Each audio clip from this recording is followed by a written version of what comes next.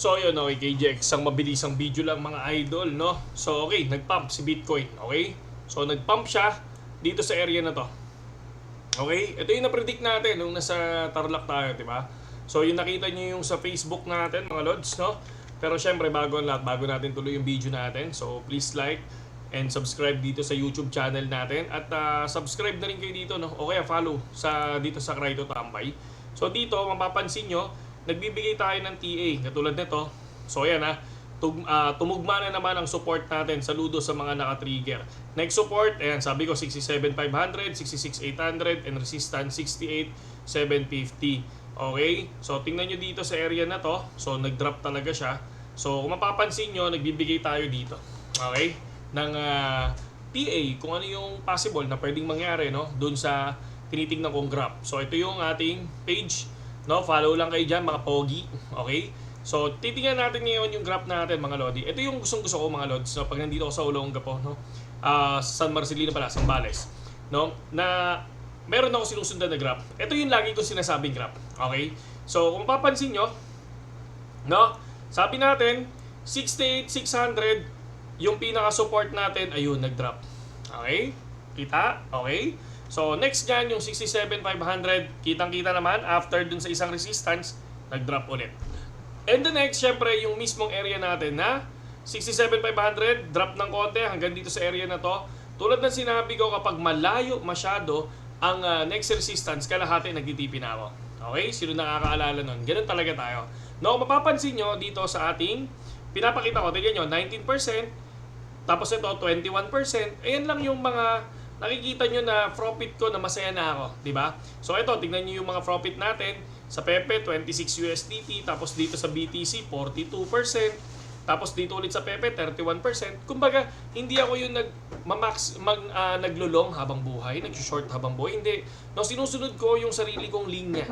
Okay? So once na nasunod ko yan, siguro 90% kahit pa paano kumikita, 'di ba? Tulad ng sinabi ko, naka-trigger ako lagi sa lahat ng support ko at lahat ng resistance. Okay?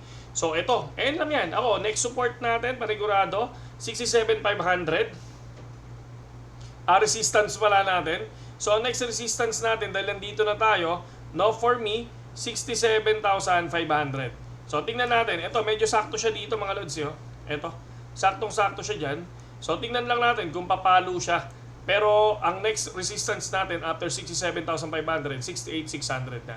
So Friday ngayon, possible mag-pump to, no? Or possible bumagsak. Kasi ganoon naman talaga every weekend, di ba? Kapag may Friday pump, minsan ang Monday niyan dump. Kapag may Friday dump, ang Monday niyan pump. Ganun yung napapansin natin, mga lodi, okay? Sa mga wala pang BitGet, mga lodi, ha? Sa mga wala pang BitGet, nandiyan yung link natin sa description, gamitin nyo na yon. At yung competition, no, hanggang June 11 pa yun. Ay, June 1. No, sali kayo doon, sayang yung price na 400 USDT. Okay? So, ayan, kitang-kita nyo naman sa video natin, sa mga nakapanood, okay? So, ang lupit nito, solid na solid, diba? Sarap, di ba? Tapos biglang drop. So, next, ano pa yung pwede natin i-ano sa inyo, no? Ito, sabi ni Seth. Kakasabi ko lang to kanina. So, sabi niya, do you see this Bitcoin sell wall is no lifted? Itong area na to. So, I feel Friday pump vibes. Magpa-pump daw ngayon, ha? Pero, huwag kayong maniwala sa ganyan, no? Ako, tulad ako, meron akong linyahan, mga lodi, okay? And then, syempre, sa Watchers Guru, breaking news, SEC officially approves all spot Ethereum ETF. Bakit hindi lumilipad ang ETF ng kahit na na-pump siya? Ay kahit na na-approve siya. Kasi ganoon din naman yung Bitcoin, di ba? Bitcoin spot ETF, hindi naman ganoon kaagad lumipad, mga lodi. Noong nagkaroon ng fake news, noong nagkaroon ng fake news before, na lumabas doon sa, nakalimutan ko saan lumabas na page yun, tapos biglang nag-pump, di ba? Tapos biglang sinabi fake yung news na approve na yung Bitcoin spot ETF. Ngayon, nung na-approve naman yung Bitcoin spot ETF, hindi pa rin siya lumipad. No, unti-unti siyang lumipad na biglang bumulusok, mga lodi, di ba? So for me,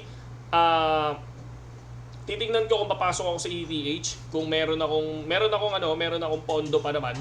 So kasi ganoon ang ginagawa ko eh, once a profit, withdraw tayo.